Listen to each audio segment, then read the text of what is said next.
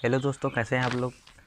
आज मैं अपने जो क्वेश्चन पेपर हमने दिया था, मॉडल पेपर दिया था फिजिक्स का, उसका विस्तृत उत्तरीय का जो 15वां क्वेश्चन था, बलों के समांतर चतुर्भुज का नियम। तो पहले जो कि सेट 1 हमने पाँचों विषय का कक्षा 11 11th AG का पाँचों क्वेश्चन पेपर दे दिया है। तो उसको अब पहले सॉल्व कराते हैं, उसके बाद में अगला सेट दिया जाएगा। क्योंकि कुछ बच्चों का ये जो निगमन है, ये कुछ बच्चे नहीं हेल्प कर पाएंगे, तो उनके लिए पहले ये क्वेश्चन सॉल्व कराया गया है, ताकि साथ में तैयारी चलती रहे। ये नहीं कि क्वेश्चन ही बता दिया जाए, उसकी तैयारी क्वेश्चन तैयारी ना हो पाए। तो इसलिए पहले क्वेश्चन को सॉल्व कराया जा रहा है। ये विस्तृत उत्तरीय प्रश्न पाँचों विषय का पहले सॉल्व कराया जाएगा, उसके बाद अगला सेट दिया जाएगा। तो हमारा जो 15 क्वेश्चन यानी विस्तृत उत्तरीय का जो पहला क्वेश्चन था, चलिए उसको हम सॉल्व करते हैं। उसको हम देखते हैं कि वो क्या कह रहा है। तो जो क्वेश्चन था वो था बलों के समांतर चतुर्भुज का नियम। तो बलों के समांतर चतुर्भुज का नियम आपको बहुत शार्ट यानी कि बहुत आसान तरीके से समझाया जाएगा, जो कि आप कोई भी बच्चा लिख सकता है, उसको अपने पेपर में बहुत आसानी के साथ उसको सॉल्व कर सकता है। आपको फिगर के माध्यम से आपको उसका निगमन और उसकी जो परिभाषा होती है उसको आप बहुत आसानी से सॉल्व कर सकते हैं। तो चलिए पहले आपको फिगर के माध्यम से बताते हैं। तो बलों के समांतर चतुर्भुज का नियम क्या कहता है कि यदि किसी बिंदु पर, यानी कोई बिंदु, ये हमारा हो गया एक बिंदु, ये एक बिंदु हो गया, किसी बिंदु पर लगने वाले दो बल परिमाण और दिशा में, तो हमारा परिमाण कौन क्या होता है, हमारा परिमाण ये परिमाण होता है, और दिशा में कह रहा है। तो अगला जो कि दिशा होती है वो दिशा इस तरफ को कहते हैं। ये हो गई हमारी दिशा। परिमाण और दिशा में किसी समांतर चतुर्भुज, तो समांतर चतुर्भुज हमको बनाना है। तो पहले हम समांतर चतुर्भुज बना लेते हैं। किसी समांतर चतुर्भुज, किसी समांतर चतुर्भुज की दो संलग्न भुजाओं द्वारा निरूपित किया जाए, यानी दो संलग्न भुजा ये और ये, इसके द्वारा निरूपित किया जाए। तो ये हमारा ये समांतर चतुर्भुज बना। तो इसकी दो भुजाएं ये हो गई, ये हो गई। तो उनका परिणामी बल परिमाण और दिशा में, यानी परिमाण ये और दिशा में, तो इस उन पर उस विकर्ण द्वारा निरूपित होता है। यानी कि इस बिंदु से इस बिंदु के परिमाण और दिशा में इस विकर्ण, जो ये विकर्ण है, इसके द्वारा निरूपित होता है। तो ये जाके यहाँ पर ये इसका परिणामी बल यहाँ पर गुजरता है, इस बिंदु से गुजरता है, यानी इस बिंदु पर आकर मिलता है। तो उसे क्या कहते हैं, बलों के समांतर चतुर्भुज। यही क्या है, बलों के समांतर चतुर्भुज। यानी किसी बिंदु पर लगने वाले दो बल परिमाण और दिशा में, ये हमारा परिमाण में हो गया, ये हो गया दिशा में। दो बल लग रहा है, उनका परिणामी बल उस बिंदु से गुजरता है, जो उस मतलब उस बिंदु से इस बिंदु से जो गुजरता है वही हमारा क्या होता है, परिणामी बल होता है। तो यही क्या होता है, बलों के समांतर चतुर्भुज का नियम। तो अब चलिए देखते हैं कि इसका जो निगमन होता है ये किस तरीके से होगा। तो इसको सॉल्व करते हैं। अब निगमन में देखिए, आपको इसमें देखिए कि निगमन में क्या कहता है कि ये एक बिंदु ओ है, हमारा बिंदु को हम ओ मानते हैं। तो इसी को आपको लिखना है उसमें कि माना कोई एक बिंदु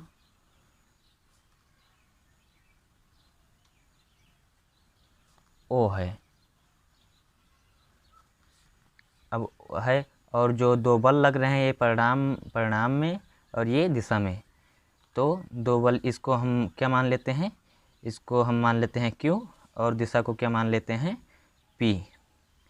तो जिस पर दो बल, इसको हम लिखते हैं जिस पर दो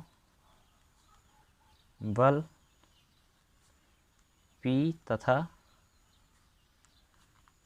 Q, P तथा Q एक दूसरे से, दो बल P तथा Q। अब ये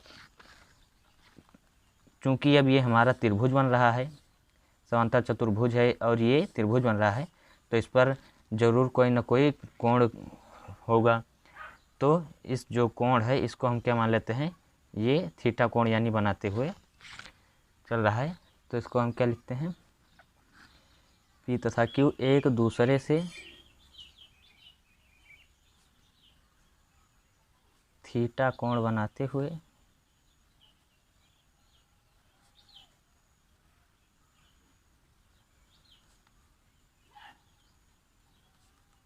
कार्य कर रहा है।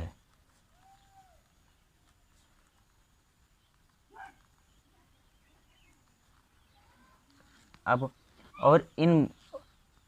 इन बलों को जो समांतर चतुर्भुज है, तो समांतर चतुर्भुज को पहले उसका जो है उसको प्रदर्शित कर देते हैं किसी अल्फा यानी लेटर से।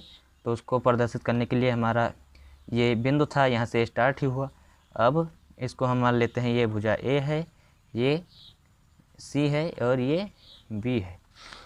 तो क्या लिखते हैं, इन बलों को चतुर्भुज ओ ए सी बी की दो आसन्न भुजाओं, यानी इन बलों को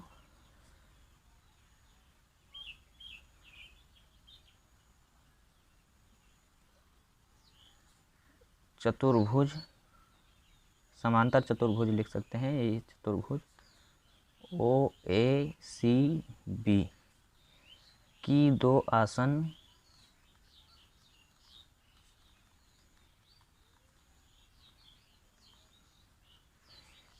भुजाओं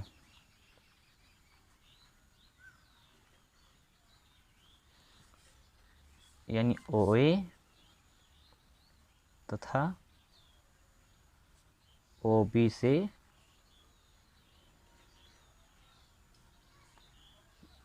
से ये परिमाण में और ये दिशा में दिखाया गया है। परिमाण और दिशा में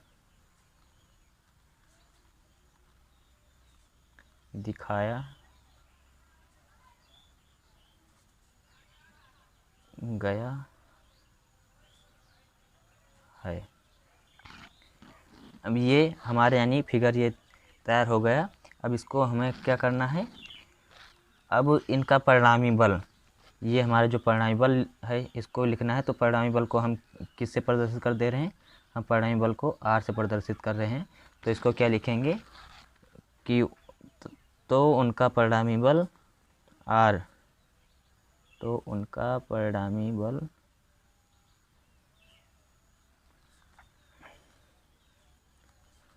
आर बिंदु ओ से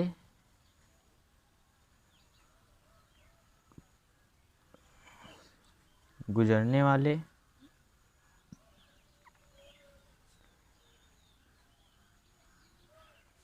विकर्ण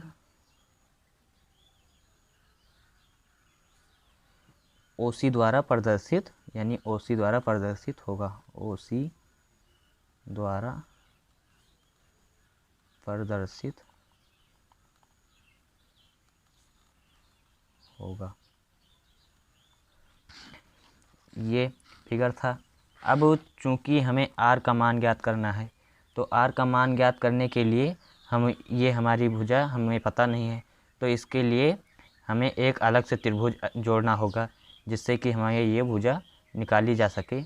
तो क्या कह रहा है, हम परिणामी बल आर का मान ज्ञात करने के लिए हम ओ ए की भुजा को थोड़ा आगे बढ़ाते हैं।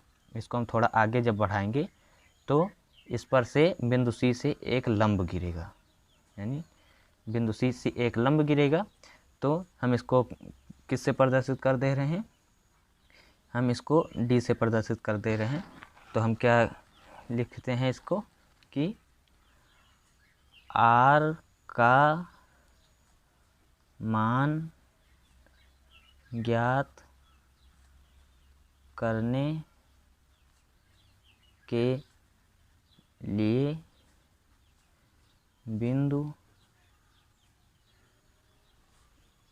ए को आगे बढ़ाया तथा ए को आगे बढ़ाने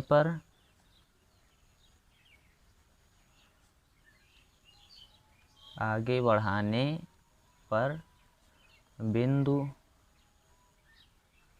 सी से एक लंब पड़ा जिसे डी से प्रदर्शित किया गया है। ये क्या हो गया, ये हमारा फिगर का पूरा स्ट्रक्चर हमने जो कि लिख दिया है। तो अब हम चलते हैं इसको सॉल्व करने के लिए, इसका निगमन करते हैं। ये आपको अवश्य लिखना होगा, ये नहीं कि आप फिगर बना के तुरंत उसको सॉल्व करने लगे। आप इसको लिख देते हैं तो एग्जामिनर को समझ में आ जाएगा कि हाँ इसने अच्छी तरीके से पढ़ाई की है और इसको अपने आप से आ रहा था, तो उसने अच्छे से सॉल्व किया है। तो चलिए अब इसको हम सॉल्व करते हैं। अब इसको हम सॉल्व करने के लिए आपको फिगर भी दिखाना पड़ेगा, तो इसके लिए हम दूसरा पेज यूज कर रहे हैं। तो चलिए हम देखते हैं कि बलों के समांतर चतुर्भुज का नियम। अब हम क्या देखते हैं, त्रिभुज, ये भी त्रिभुज बन रहा है, त्रिभुज ओ सी डी में। तो त्रिभुज ओ सी डी चूँकि समकोण है, तो त्रिभुज ओ सी डी में अब हम इसमें पाइथागोरस प्रमेय लगाते हैं। तो पाइथागोरस प्रमेय क्या होता है, कर्ण स्क्वायर बराबर लंब स्क्वायर प्लस आधार स्क्वायर। तो हमारा कर्ण क्या है, कर्ण ये हो गया, लंब ये हो गया और ये आधार हो गया। तो ये हो जाएगा ओ सी स्क्वायर बराबर C D square plus O D square. तो ये हमारा क्या हो गया, पाइथागोरस प्रमेय। तो हम ओ डी, चूँकि ओ डी की हमें पूरी लंबाई ज्ञात नहीं है, हमें ओ से ए तक की लंबाई ज्ञात है और ए से डी तक की लंबाई ज्ञात नहीं है। तो इसके लिए हम ओ डी को क्या लिख सकते हैं, ये हो जाएगा ओ सी स्क्वायर बराबर सी डी स्क्वायर प्लस, इसको हम लिख सकते हैं ओ ए प्लस ए डी, चूँकि इसका यहाँ तक की लंबाई और यहाँ से यहाँ तक की लंबाई को हम जोड़ देंगे तो हमें पूरी लंबाई मिल जाएगी। तो हम इसको लिखते हैं ओ A square plus O D यानी ए डी स्क्वायर। तो चलिए अब इसको हम सॉल्व करते हैं। तो ये हो जाएगा ओ सी स्क्वायर बराबर सी डी स्क्वायर प्लस, ये दोनों पे स्क्वायर है तो हम इसको लिख सकते हैं ओ ए प्लस ए डी का होल स्क्वायर। अब इसको हम ए प्लस बी का होल स्क्वायर ये हो गया, इसका हम फार्मूला खोलते हैं। तो ये हो जाएगा ओ सी स्क्वायर बराबर सी डी स्क्वायर प्लस, ये हो जाएगा O A square plus A D square plus 2OA into A D. ये हो जाएगा हमारा फार्मूला, इसको खोलेंगे तो हो जाएगा। अब हमें ए और डी हमें ज्ञात करना है। तो ए डी ज्ञात करने के लिए, ए डी की हमें लंबाई ज्ञात करने के लिए हमें ये वाला त्रिभुज यूज करना होगा, यानी त्रिभुज ए सी डी। तो चलिए क्या लिखते हैं, चूँकि त्रिभुज ए सी डी के अनुसार, तो त्रिभुज ए सी डी में, तो ये भी हो जाएगा वही पाइथागोरस प्रमेय इसमें लगाएंगे। तो क्या हो जाएगा, कर्ण स्क्वायर बराबर लंब स्क्वायर प्लस आधार स्क्वायर। तो ये हमारा हो गया कर्ण ए सी स्क्वायर बराबर ये हो गया हमारा लंब स्क्वायर, ये हो गया आधार स्क्वायर, यानी ए सी स्क्वायर बराबर C D square plus A D square. तो चलिए लिखते हैं ए सी स्क्वायर बराबर C D square plus AD square. अब चूंकि हमें AD स्क्वायर ज्ञात करना है तो AD स्क्वायर हम ज्ञात करने के लिए इसको पक्षांतर कर देंगे, तो हो जाएगा AD स्क्वायर बराबर AC square minus CD square. तो AD के स्थान पर हम ये रख देते हैं, तो ये हो जाएगा OC स्क्वायर बराबर CD square plus OA square plus ये हो जाएगा AC square minus CD square plus 2OA into AD, ये हो जाएगा। अब चूंकि CD स्क्वायर हमारा प्लस में है, ये माइनस में है, तो इससे ये कैंसिल हो जाएगा, तो हमारा क्या बचेगा OC स्क्वायर बराबर OA square plus AC square plus 2OA into AD, हमारा इतना आया। तो चलिए अब आगे देखते हैं। अब आगे हमें फिर हमारे पास AD की लंबाई वहीं हमें ज्ञात नहीं हुई, तो AD की लंबाई ज्ञात करने के लिए अब आप सोच रहे होंगे कि हम यहाँ से पक्षांतर करके इसको अंडर रूट में लिख सकते थे, तो ऐसा नहीं कर सकते थे, क्योंकि हमारे पास AD को हम पक्षांतर कर देते तब भी हमारे पास AD की पूर्ण रूप से हमें लंबाई नहीं मिल पाती, उसका जो मान आता उसको हम मान नहीं पता कर पाते। तो इसलिए चलिए हम फिर से देखते हैं। इसके लिए हम देखते हैं कि त्रिभुज ACD में अब यहाँ पर हम लंब बटे आधार इस तरीके का हम फार्मूला यूज करेंगे। तो चूंकि हम ये भुजा Q है तो इसकी लंबाई भी सेम है, तो ये भी हमारा Q ही हो जाएगा। तो हमें इसकी लंबाई पता है, तो इस दोनों की हम लंबाई ज्ञात कर सकते हैं इसके माध्यम से। तो त्रिभुज ACD में अब हमें किसकी लंबाई ज्ञात करना है, AD की, तो AD अपान इसकी हमें पता ही AD अपान क्या हो जाएगा AC, इसकी पता है, तो इसको हम निकालने के लिए AD अपान AC कर सकते हैं, AD अपान AC। तो ये हमारा क्या है, ये हमारा क्या है, ये है कर्ण, और ये क्या है, ये है आधार। तो आधार बटे कर्ण किसका फार्मूला होता है, वो होता है कॉस थीटा का। कॉस थीटा बराबर क्या होता है, आधार बटे कर्ण। तो चलिए इसी को हम अगर पक्षांतर करेंगे तो यहाँ से क्या निकल आएगा हमारा, ये हो जाएगा, चूँकि हमें AD निकालना है तो AD बराबर ये हो जाएगा AC कॉस थीटा। तो इसी को हम लिख देते हैं यहाँ पे। तो AD बराबर क्या हो जाएगा, OC स्क्वायर बराबर OA square plus AC square plus 2OA into क्या निकाला था हमने, AC cos theta, AC cos theta. अब यहाँ तक हमने ज्ञात कर लिया।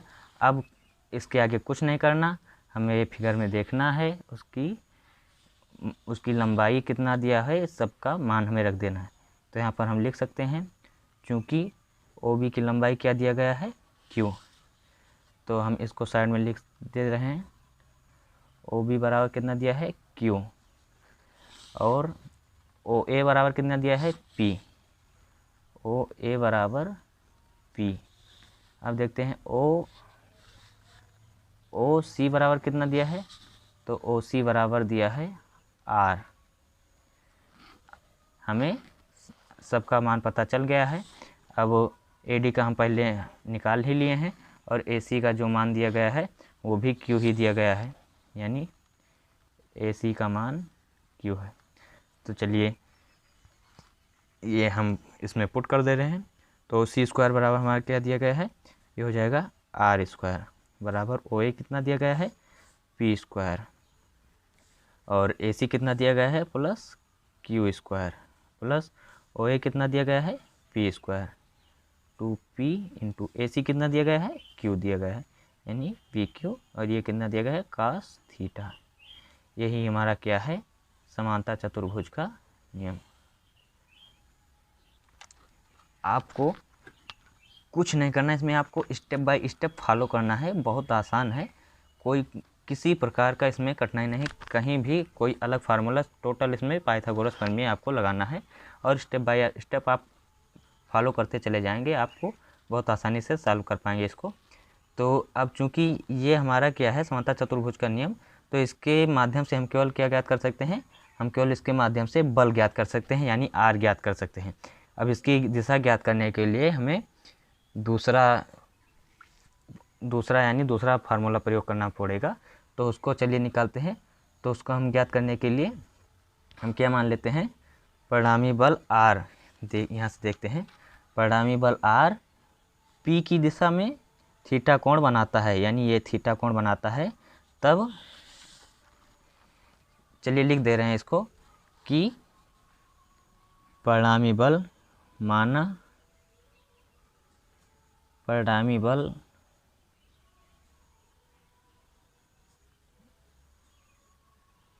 आर बल